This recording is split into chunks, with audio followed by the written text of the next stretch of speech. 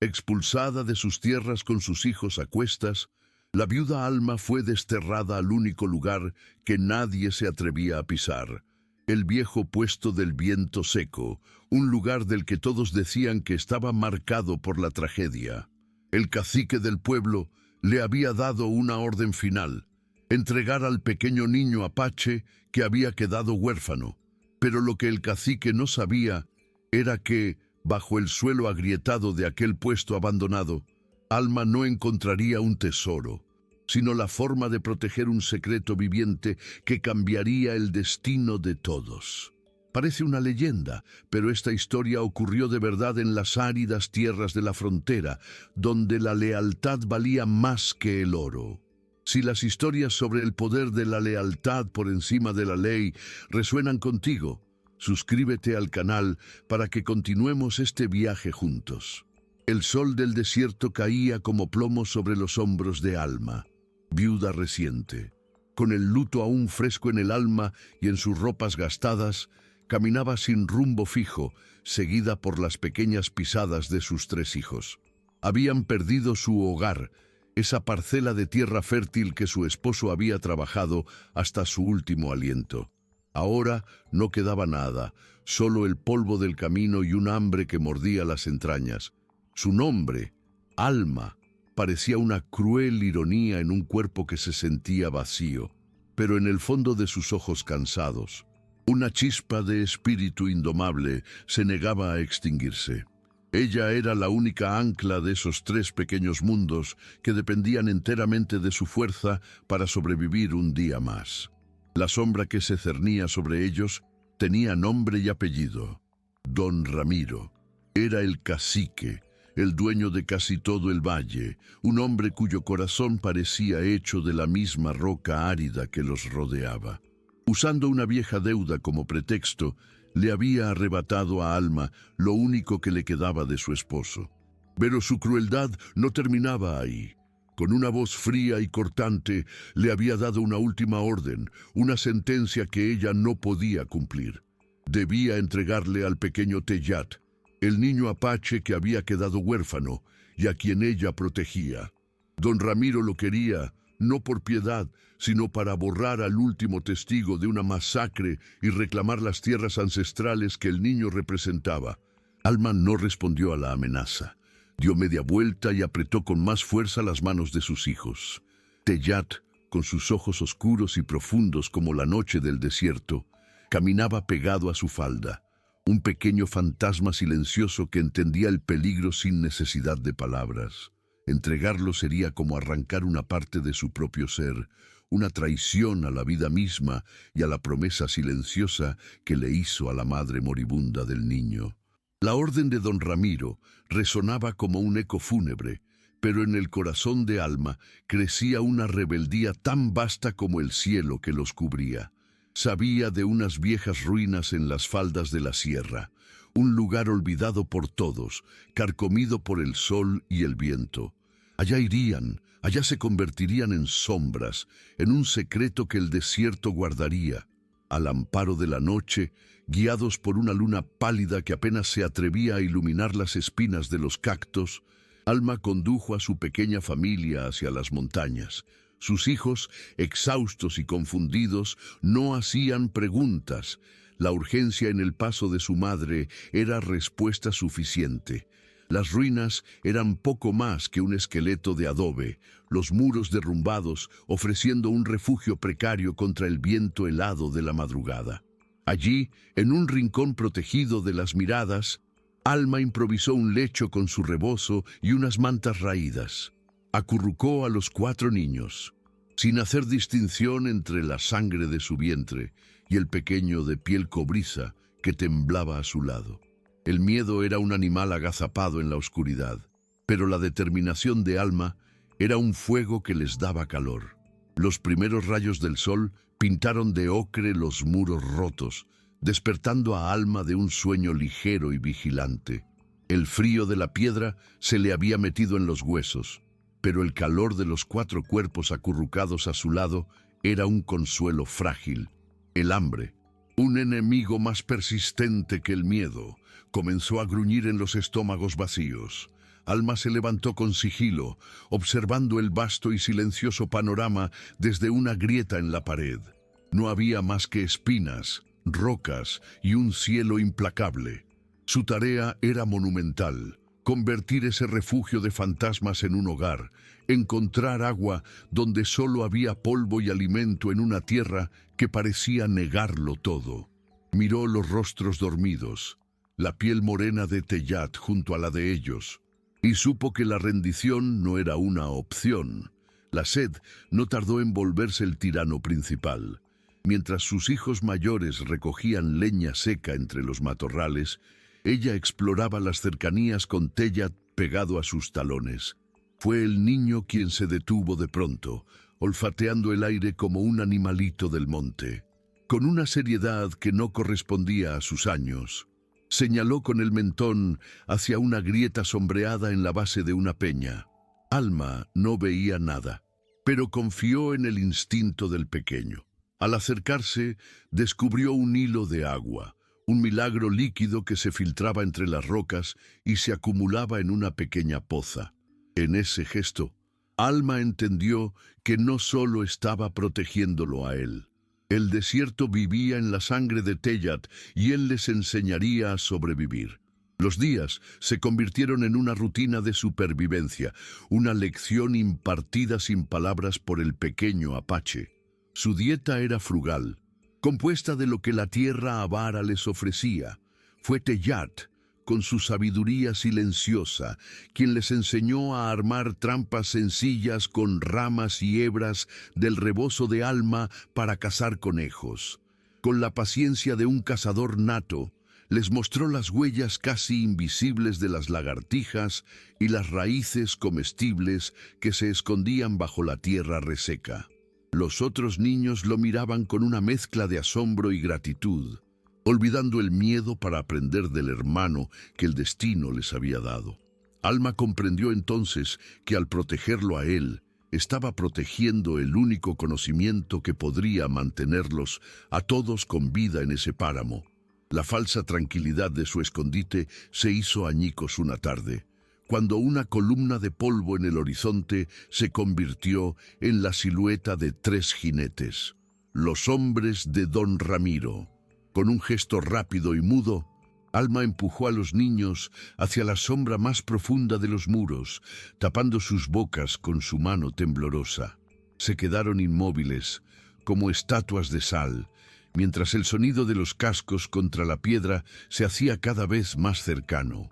El corazón le martillaba en el pecho, un tambor de guerra que luchaba por no delatar su posición. Los hombres se detuvieron a unos cientos de metros, escudriñando la sierra antes de seguir su camino. Pasaron de largo, pero el mensaje era claro: la cacería había comenzado y no estaban a salvo. El silencio que dejaron los jinetes fue más pesado que el ruido de sus cascos. Alma supo que la suerte no era una aliada fiel. Las ruinas, que habían sido un santuario, ahora se sentían como una tumba abierta. Tenían que moverse, adentrarse más en la sierra, donde los caminos se borraban y solo las bestias conocían los senderos. Esa misma noche, sin esperar a la luna, recogió sus escasas pertenencias. No hubo tiempo para lamentos ni preguntas. Sus hijos leyeron la sentencia en la dureza de su mandíbula. Fue Teyat quien, con la agilidad de un cervatillo, señaló un sendero casi invisible que trepaba por la ladera. Él sería su guía en ese nuevo éxodo. Comenzaron el ascenso, una caravana de sombras huyendo de otras sombras. El ascenso fue un castigo para los pies y los pulmones. Se aferraban a las rocas filosas, con los músculos temblando por el esfuerzo y el miedo.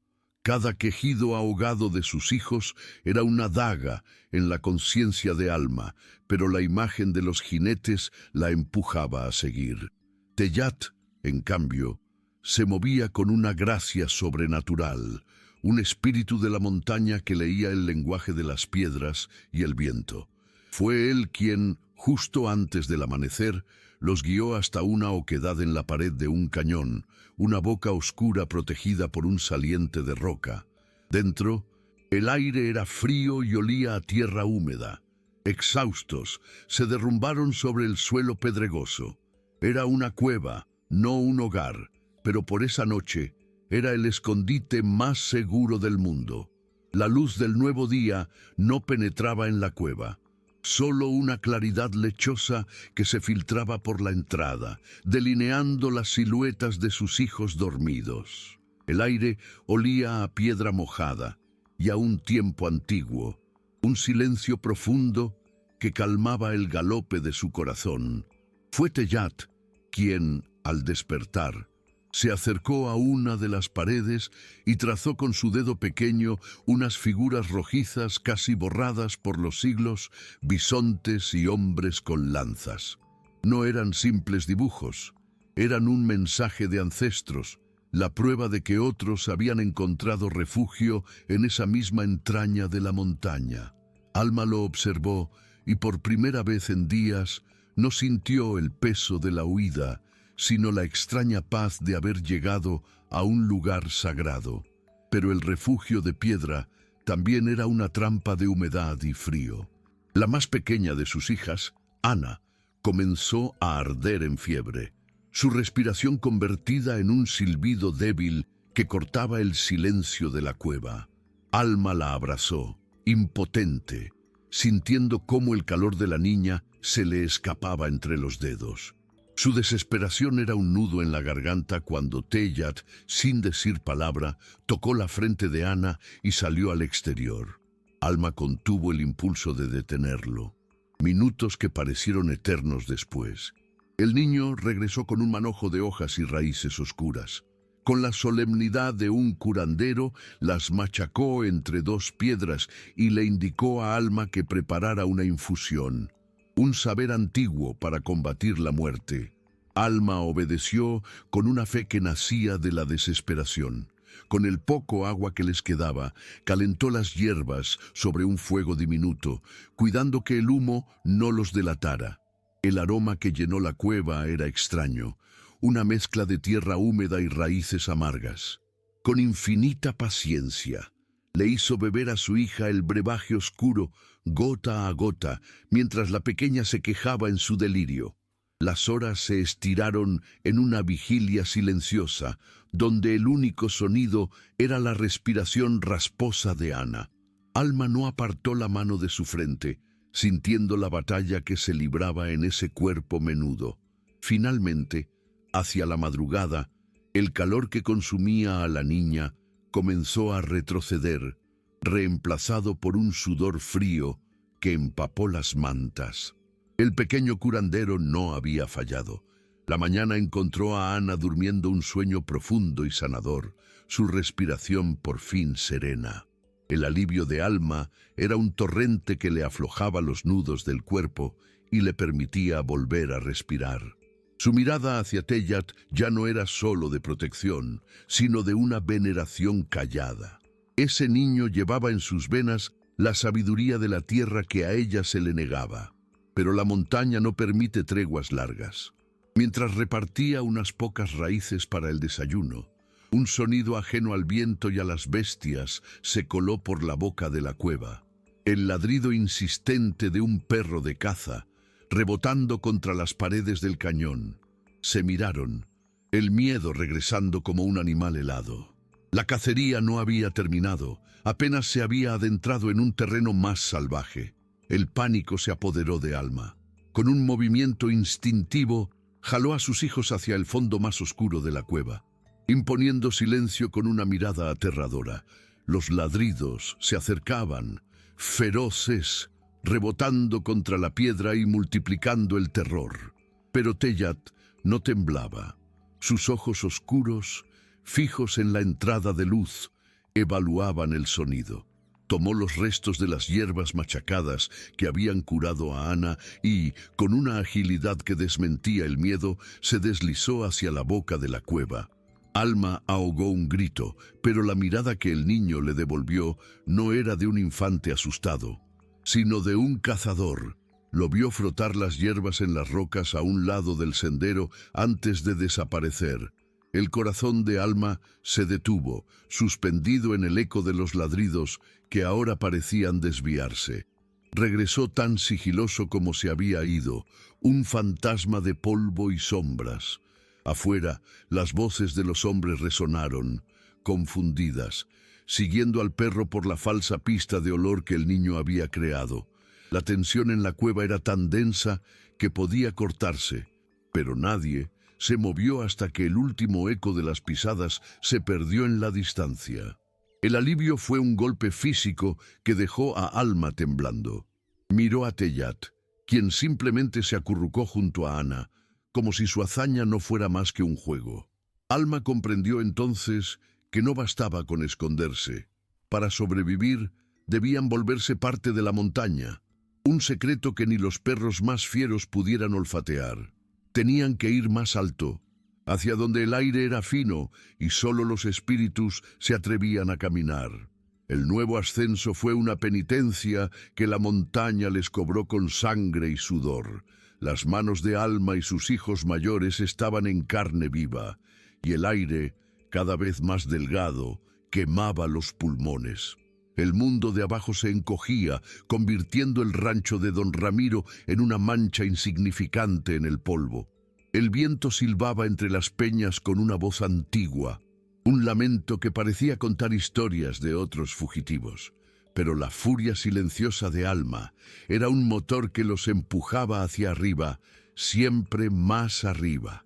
Tellat marcaba el paso, un punto de referencia en la inmensidad, guiándolos con una certeza que no era de este mundo hacia una meseta escondida que su pueblo llamaba el Nido del Águila, un altar de piedra conocido solo por los cielos. La meseta era un santuario austero, un balcón al mundo barrido por vientos helados. Desde allí podían vigilar cualquier movimiento en el valle sin ser vistos. Un nido de halcones humanos. Una pequeña vertiente, nacida de la misma roca, les ofrecía agua más pura que ninguna que hubieran probado. El alimento era escaso, piñones que recogían de pinos retorcidos y los pequeños roedores que caían en las trampas de Tellat. Las noches se volvieron más largas y frías, pero el miedo a los jinetes fue reemplazado por un respeto profundo hacia la montaña que los acogía. Una noche, mientras el fuego crepitaba, Alma observó a Tellat, quien dibujaba constelaciones en la ceniza. Ya no veía al niño huérfano, sino al espíritu de la sierra hecho carne para salvarlos. Las semanas se hicieron un mes, y la piel de todos se curtió bajo el sol y el viento, volviéndose del color de la tierra que los albergaba. Ya no eran los fugitivos asustados del valle. Sus cuerpos se habían endurecido, sus sentidos agudizado. Tellat les enseñó a leer el cielo, a predecir la lluvia por el aroma de los pinos y a distinguir el canto de cada pájaro. El miedo a don Ramiro se había transformado en un eco lejano, reemplazado por la urgencia del presente. Reforzar el refugio, almacenar piñones, secar la carne de sus pequeñas presas. Alma observaba a sus hijos, que ya no veían a Tellat como un extraño, sino como el hermano mayor que conocía los secretos del mundo. Se habían convertido en una camada salvaje, hijos de la sierra. Pero la montaña, su protectora, también era una carcelera implacable. El viento cambió, trayendo un filo de navaja desde las cumbres nevadas y despojando a los árboles de sus últimas hojas. Una tarde, el cielo se tiñó de un gris plomizo y comenzaron a caer los primeros copos de nieve, silenciosos y extraños. Los hijos de Alma los tocaron con asombro, pero Tellat miró las nubes con una gravedad ancestral. Sin una palabra, les enseñó a reforzar su refugio con musgo y barro, a buscar la leña más resinosa que ardería incluso húmeda. Alma entendió. La cacería de los hombres había sido reemplazada por un asedio más antiguo y poderoso, el invierno. El nido del águila estaba a punto de convertirse en una tumba de hielo. La nieve no fue una visita pasajera. Se convirtió en una ventisca furiosa que aullaba como un lobo entre las peñas, borrando el mundo bajo un manto blanco y espeso. Quedaron aislados, prisioneros en su nido de piedra, y el mundo se redujo a las 4 paredes de su refugio y al círculo anaranjado de una fogata que luchaba por no morir. La leña, apilada con urgencia, mermaba con una rapidez alarmante, y cada rama quemada era un segundo de vida que se consumía. El hambre, un fantasma helado, se sentó con ellos. Alma repartía los piñones y la carne seca con la precisión de un avaro, sintiendo en su propio estómago el vacío que intentaba evitarles a los niños. Un sacrificio silencioso que nadie veía. Para combatir el silencio y el miedo que se filtraba con el frío, Alma comenzó a tejer historias al calor del fuego agonizante. Les hablaba de su padre, de la calidez de su rancho perdido, pero también inventaba cuentos de soles invencibles y primaveras que siempre regresaban, sin importar la crudeza del invierno.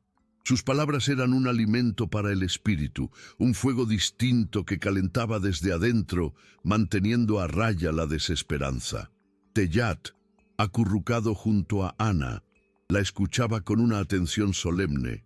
Él les había enseñado a sobrevivir con las manos, pero ella, con la voz, les estaba enseñando a no rendirse, a mantener viva la pequeña brasa de la esperanza en la más oscura de las noches. La última astilla de pino resinoso se rindió al frío con un suspiro de humo, sumiendo el refugio en una penumbra helada.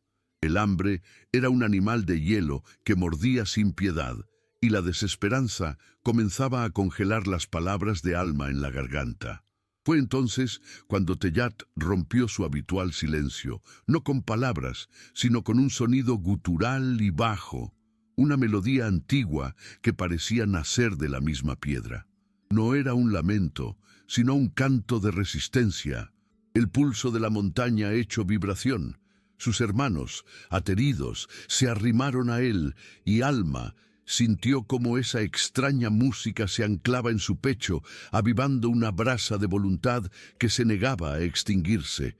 Era la herencia de su pueblo, un fuego invisible para sobrevivir a la noche más larga. El aullido del viento cesó tan abruptamente como había comenzado, revelando un mundo sepultado bajo un silencio blanco y cegador. La belleza era una trampa mortal que había borrado cualquier rastro de alimento. Las trampas estaban perdidas bajo metros de nieve y los piñones eran un recuerdo lejano. El hambre era ahora una emergencia. Pero los ojos de Tellat, acostumbrados a leer el polvo, ahora descifraban el lenguaje de la nieve. Con un gesto imperceptible señaló hacia un risco lejano. Alma siguió su mirada y contuvo el aliento. Un borrego cimarrón, solitario y debilitado por la tormenta, se aferraba a una cornisa. Era un regalo imposible de la montaña, pero también un desafío. Para sobrevivir, ya no bastaba con ser sombra, debían convertirse en depredadores. La decisión fue un pacto mudo entre la mirada desesperada de Alma y la certeza ancestral en los ojos de Tellat. No había palabras para lo que debían hacer. Mientras sus hijos mayores acurrucaban a Ana en el fondo del refugio, Alma sacó de entre sus ropas el único cuchillo que le quedaba de su vida anterior.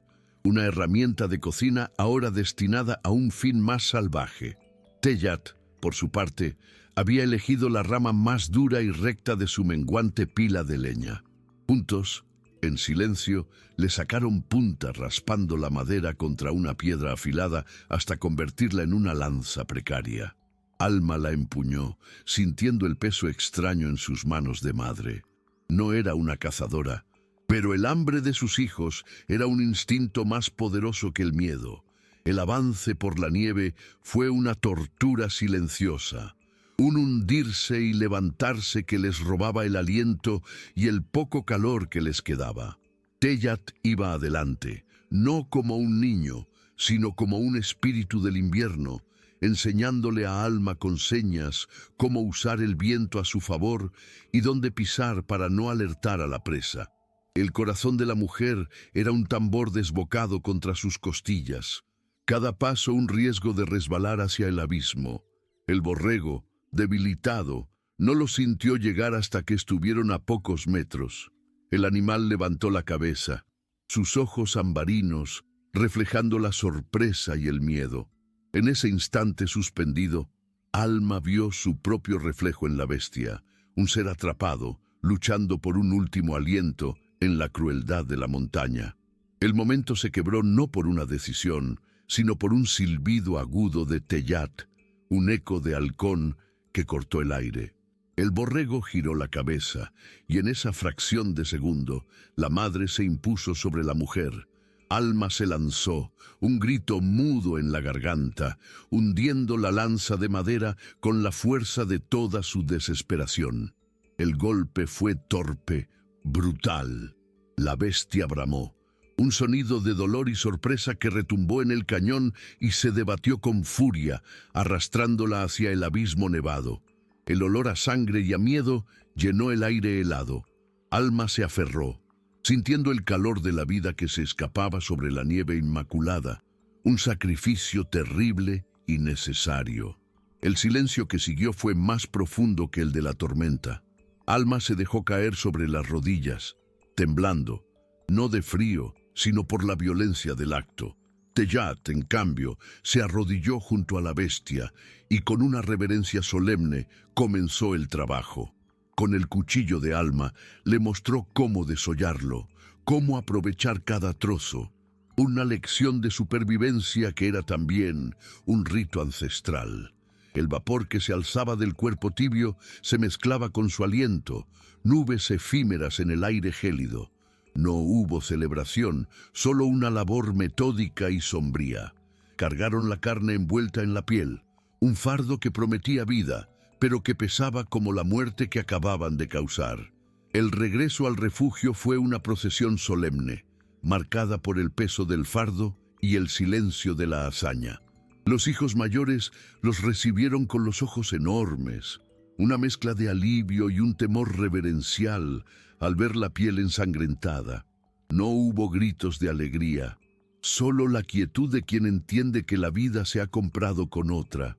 Mientras Alma avivaba el fuego con manos aún temblorosas, Teyat cortó los primeros trozos de carne con una precisión ritual. El aroma que pronto llenó la cueva no era el de un festín, sino el de una promesa cumplida. Comieron en silencio, cada bocado un juramento contra el invierno.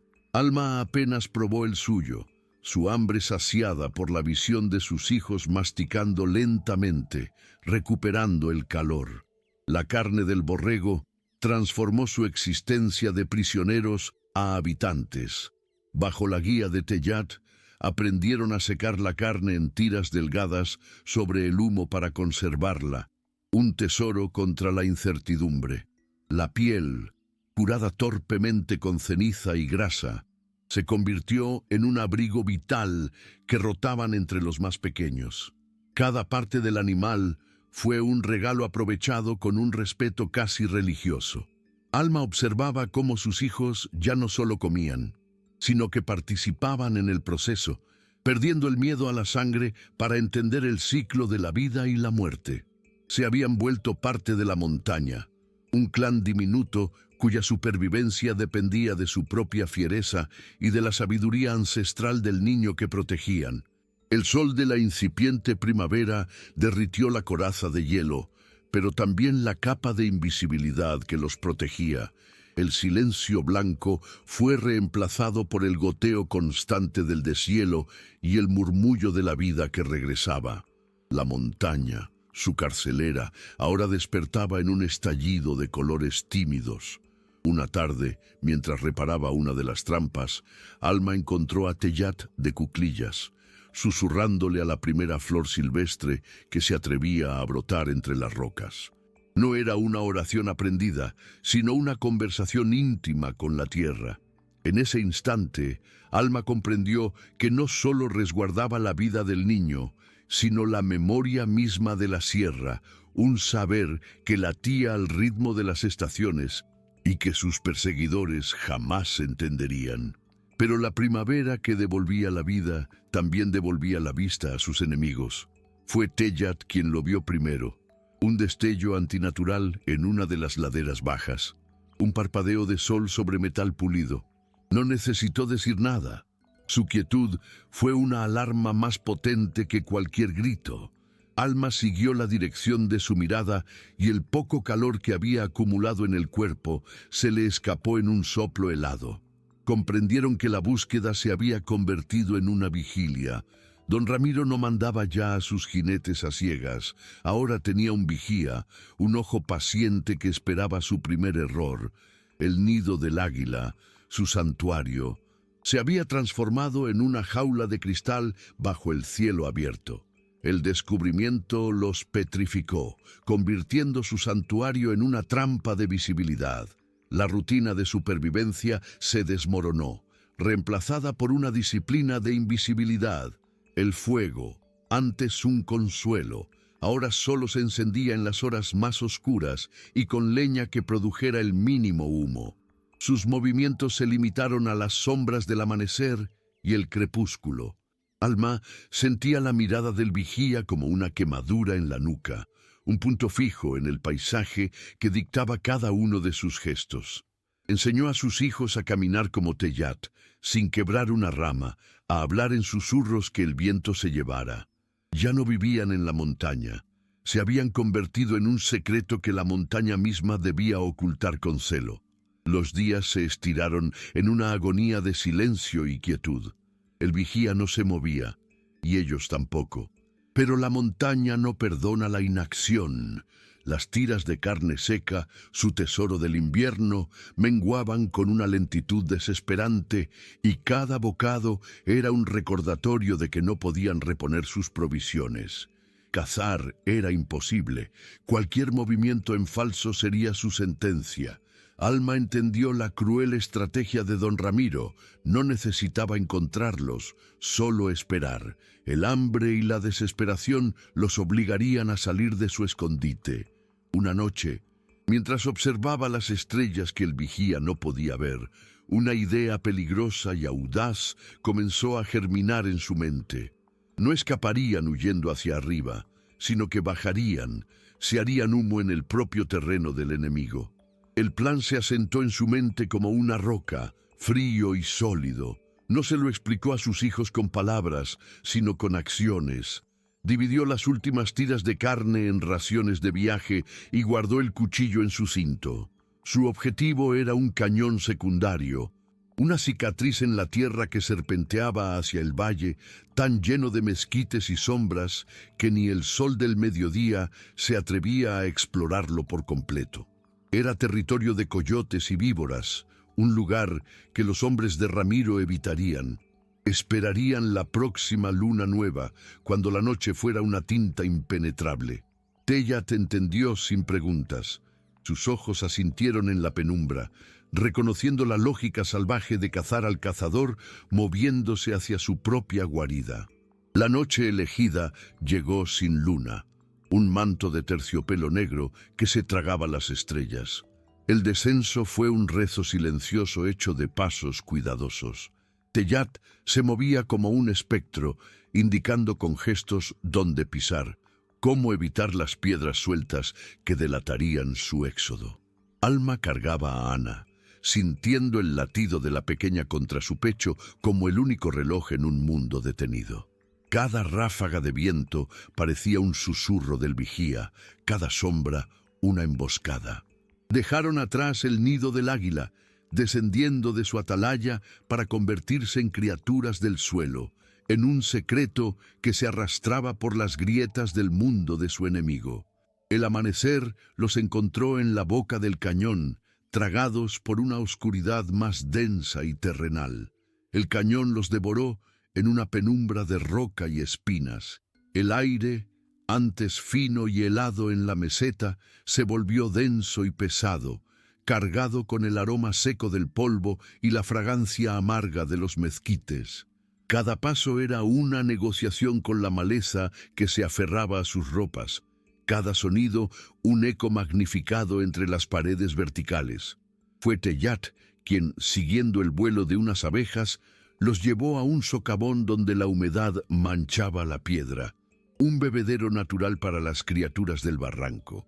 Allí se ocultaron del sol naciente, no como águilas en su nido, sino como coyotes en su madriguera, respirando el aliento de la tierra enemiga, aprendiendo a ser un secreto aún más profundo y terrenal. La falsa paz duró apenas un par de días. El eco de voces masculinas, perezosas y crueles, se derramó por el cañón, seguido por el raspar de herraduras en la piedra. Alma reaccionó con la velocidad de un animal acorralado, empujando a los niños hacia una grieta cubierta por una cortina de hiedra seca. Contuvieron la respiración mientras la patrulla pasaba tan cerca que pudo oler el sudor de los caballos y el tabaco rancio. Cuando el silencio regresó, Teyat señaló hacia el interior. No era solo una fisura, sino la entrada a un viejo refugio de mineros, un hueco excavado en la roca con los restos de un fogón. Era un sepulcro, pero uno que prometía el milagro de la invisibilidad. La oquedad se convirtió en su nuevo mundo, un vientre de roca fría y polvo antiguo. La libertad de la meseta fue reemplazada por una quietud forzada, donde el más mínimo ruido era una traición. Afuera, el mundo de don Ramiro patrullaba y sus voces eran un recordatorio constante de la jaula invisible en la que estaban. Alma impuso una disciplina de sombras, enseñando a sus hijos a comunicarse con gestos, a existir sin dejar huella.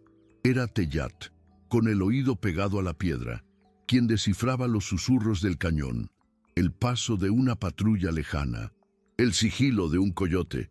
Ya no eran halcones, sino lagartijas mimetizadas con la oscuridad, esperando una grieta por donde la vida pudiera seguir filtrándose.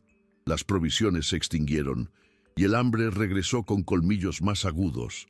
Cazar en el cañón era un suicidio. Una noche, mientras el miedo le robaba el sueño, Teyat la despertó con un toque urgente. No señaló un peligro inminente, sino un olor arrastrado por la brisa nocturna, el humo casi imperceptible de una fogata, un aroma a leña de mezquite y tortillas. No era el fuego descuidado de los vaqueros de Ramiro, sino la señal cautelosa de otros espectros, de otros fugitivos, compartiendo su laberinto de piedra. La esperanza, una brasa casi extinta, se reavivó en el pecho de Alma. Quizás no estaban solos. Quizás en ese cañón había algo más que una tumba, una ruta de escape compartida. La decisión pesaba más que el hambre.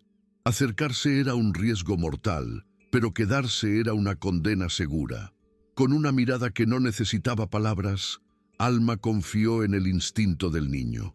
Dejó a sus hijos mayores al cuidado de Ana, encomendándoles el silencio absoluto, y se preparó para seguir a Teyat hacia el origen del humo. Se movieron en la noche más profunda, dos sombras deslizándose entre las rocas, guiados por el olfato y un sigilo que la montaña les había enseñado a la fuerza. Cada crujido de una rama seca era un latigazo en los nervios. El aroma a tortillas se hizo más nítido, una promesa tan tentadora como peligrosa, mezclándose con el olor a tierra y a miedo. No buscaban un enemigo, sino una señal, una brasa de humanidad en la fría soledad del cañón. El resplandor del fuego era mínimo, una herida anaranjada en la oscuridad, protegida por un saliente de roca. Agazapados, Alma y Teyat observaron la escena. Alrededor de las brasas no había vaqueros, sino un anciano de rostro cuarteado como la tierra seca y una mujer joven que mecía un bulto de mantas. Estaban tan demacrados y alertas como ellos, fantasmas de una misma persecución. El anciano levantó la vista de pronto, como si hubiera olfateado su presencia en el aire. Sus ojos, afilados y cansados, se clavaron en la oscuridad. Alma supo que era el momento. Salió de las sombras lentamente, con las manos abiertas y vacías, ofreciendo su vulnerabilidad como única arma.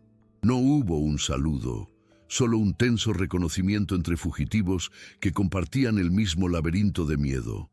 El anciano, cuyo nombre era Mateo, no bajó la guardia. Su mano se cerró sobre un cuchillo de hueso que colgaba de su cinto, un gesto sutil pero inequívoco. La joven, a su lado, apretó al niño contra su pecho, convirtiéndose en una estatua de puro instinto maternal. Alma no se movió. Su voz, cuando finalmente salió, fue un susurro quebrado por el desuso y el hambre. «Don Ramiro nos persigue», dijo, y el nombre del cacique fue la única contraseña que necesitaba. Los ojos de Mateo la escudriñaron, a ella y al pequeño Apache que permanecía inmóvil a su lado. No hubo una invitación verbal, solo un leve movimiento de cabeza hacia el fuego. Era un permiso precario, una tregua nacida de la desgracia compartida, no de la confianza. Se sentaron en silencio alrededor de las brasas, un círculo de desconfianza que el calor apenas lograba entibiar. Fue la joven, Lía, quien rompió el hielo, extendiéndoles un trozo de tortilla de maíz, con la solemnidad de quien comparte su última ración. El gesto valía más que 1000 palabras. Mientras comían, Mateo habló con una voz rasposa como la arena. Les contó que el cañón era una ruta de escape, conocida por los desposeídos, una cicatriz en las tierras de Ramiro que pocos se atrevían a cruzar. Habló de un sendero antiguo, casi borrado por el tiempo, que conducía al otro lado de la sierra, a tierras libres. No era una promesa, sino una posibilidad, una leyenda susurrada entre aquellos a quienes no les quedaba nada que perder. La leyenda del sendero sonaba como un eco de los cuentos de esperanza que Alma inventaba para sus hijos. Mateo no ofrecía un mapa, sino un acertijo.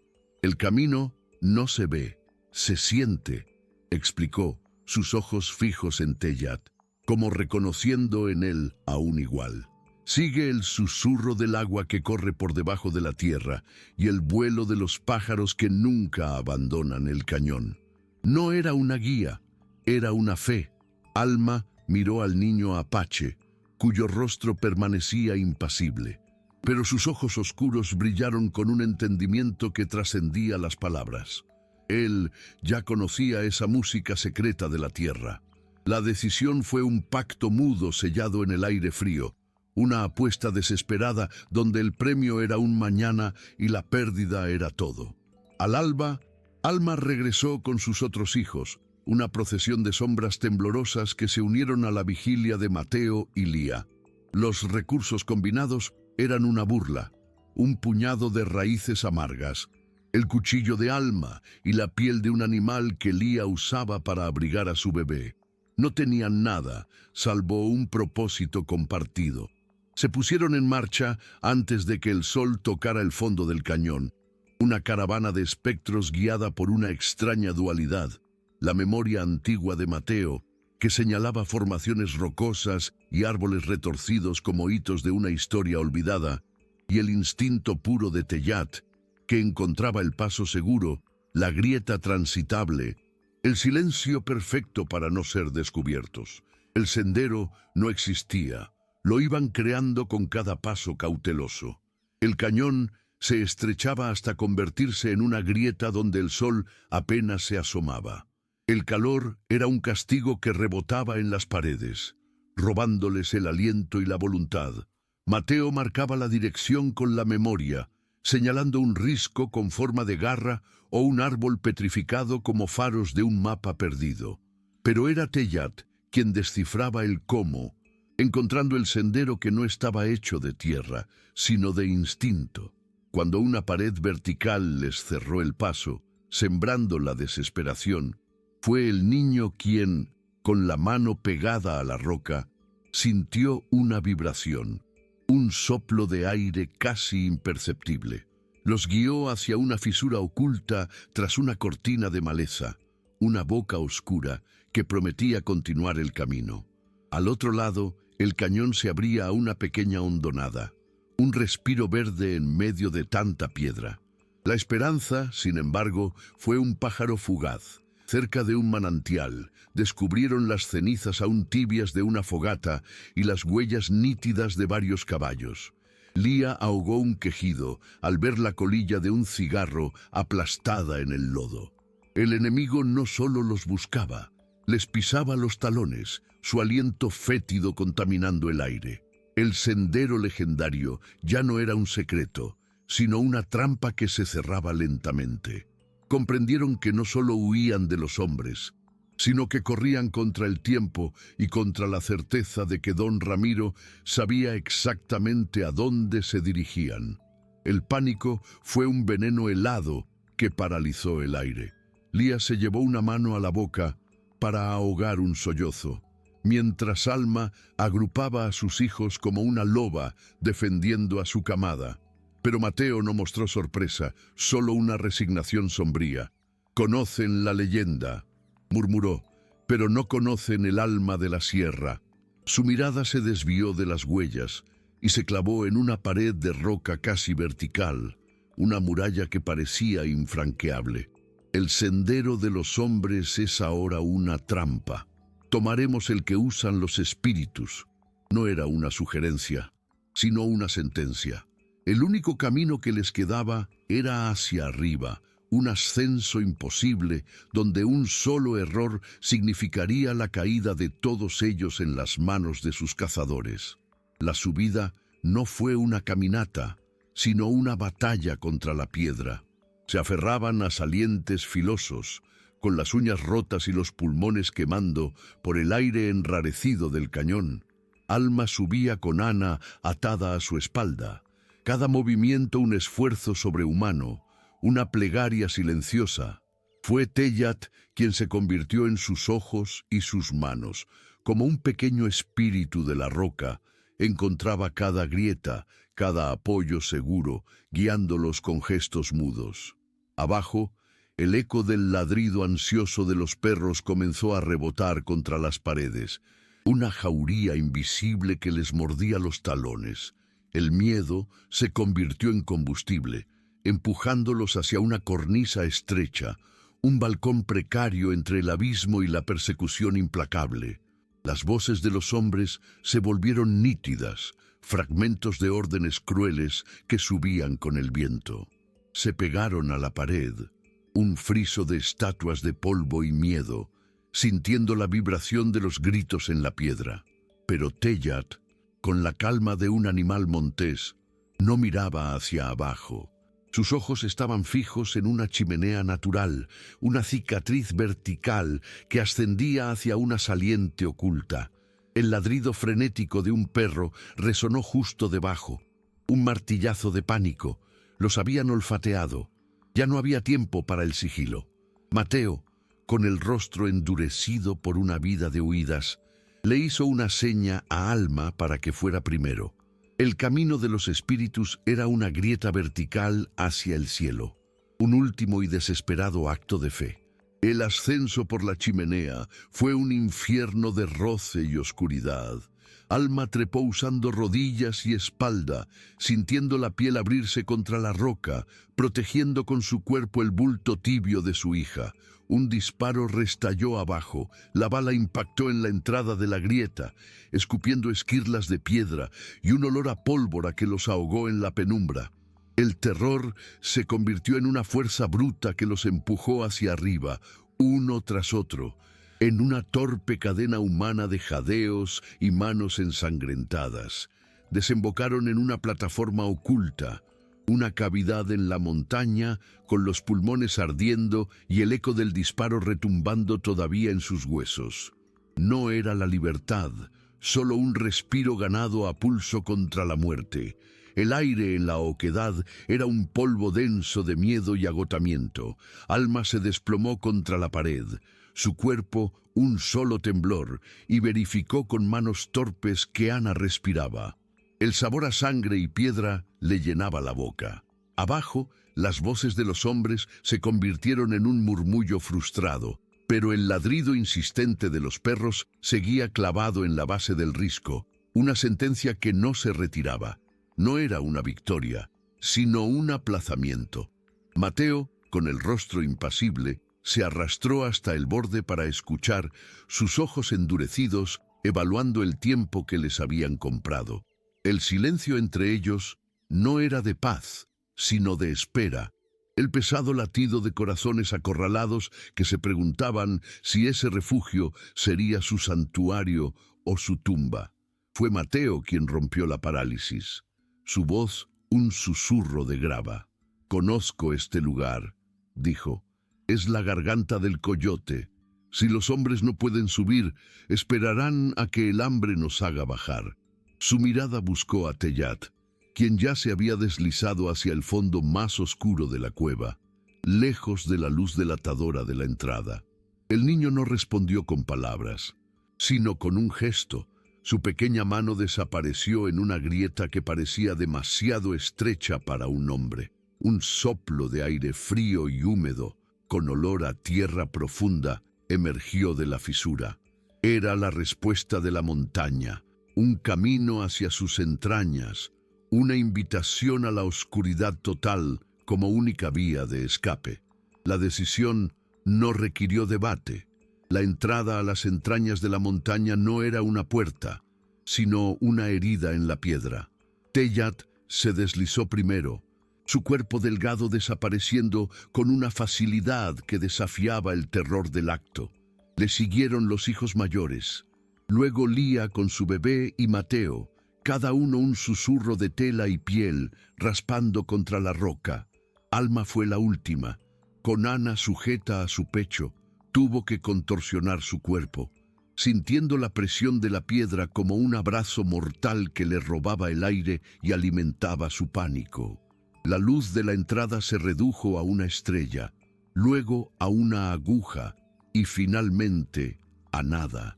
Quedaron suspendidos en una negrura absoluta, guiados por el tacto y la respiración ajena, un hilo de vida en la tumba de piedra. El tiempo se disolvió en la negrura. No había día ni noche, solo el lento arrastrar de pies sobre el suelo irregular. Tellat se convirtió en sus ojos, con una mano siempre en la pared, sentía las vetas de la roca, los cambios de temperatura, las corrientes de aire que nadie más percibía.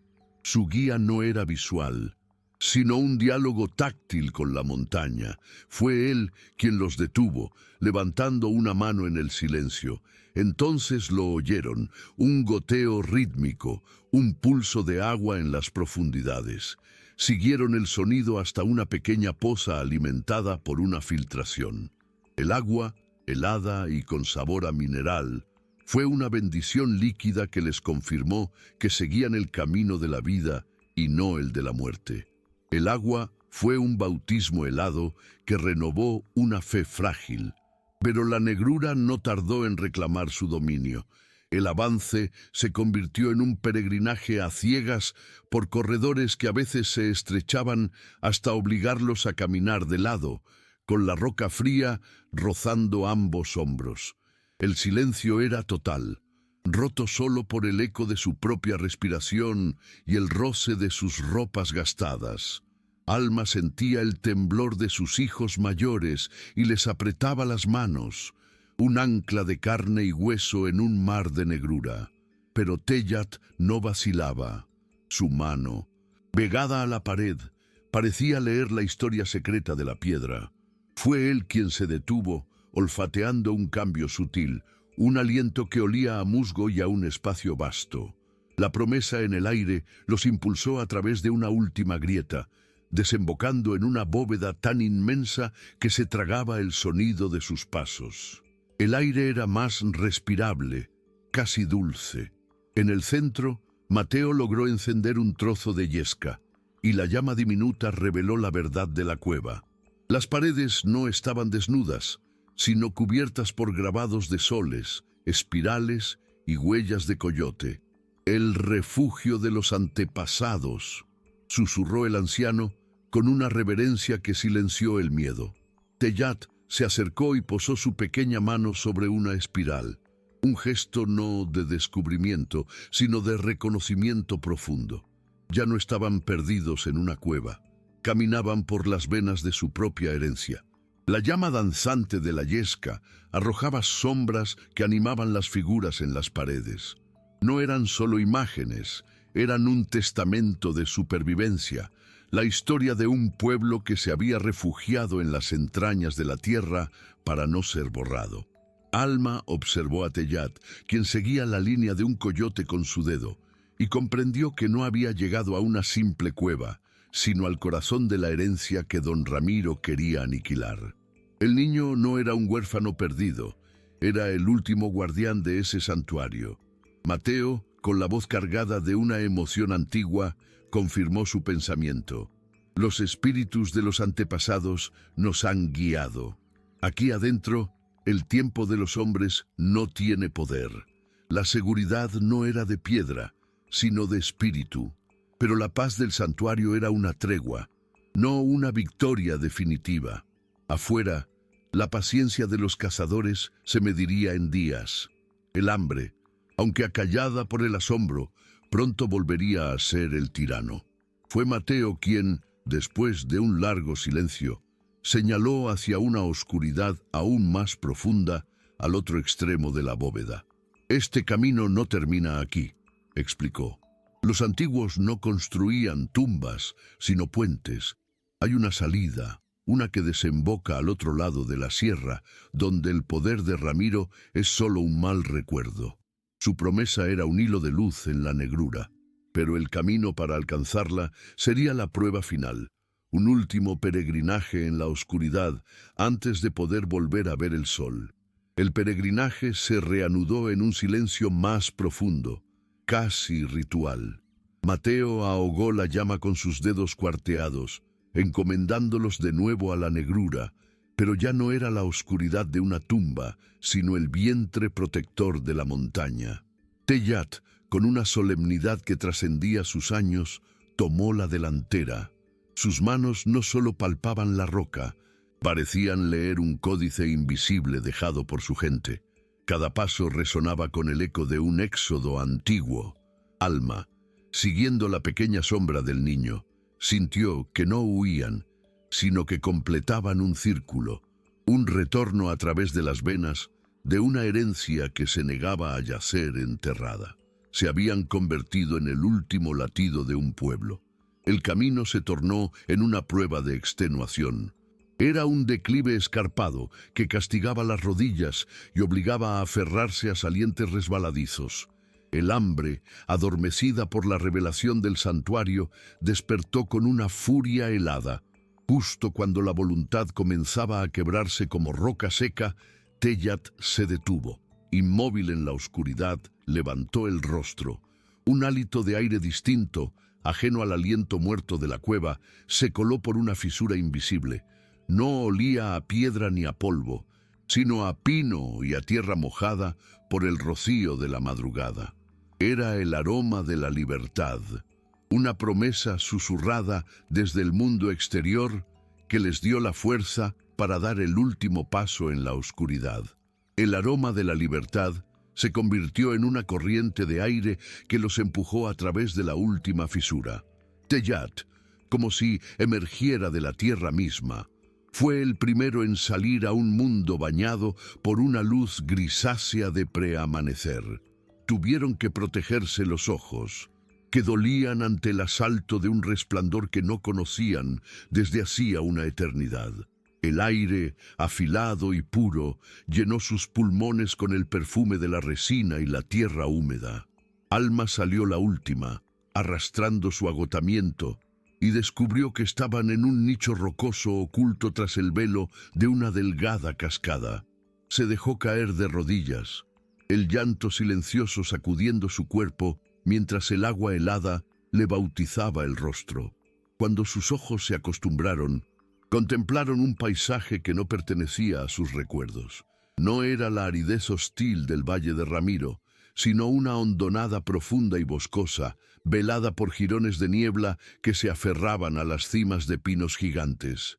La sierra, que había sido su perseguidora y su refugio, se erigía ahora como una muralla insalvable a sus espaldas, un guardián de piedra que los separaba para siempre de su pasado.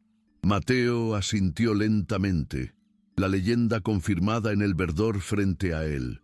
Alma miró a su extraña prole, a la piel cobriza de Tellat junto a la de sus hijos, y supo que ya no protegía a un huérfano.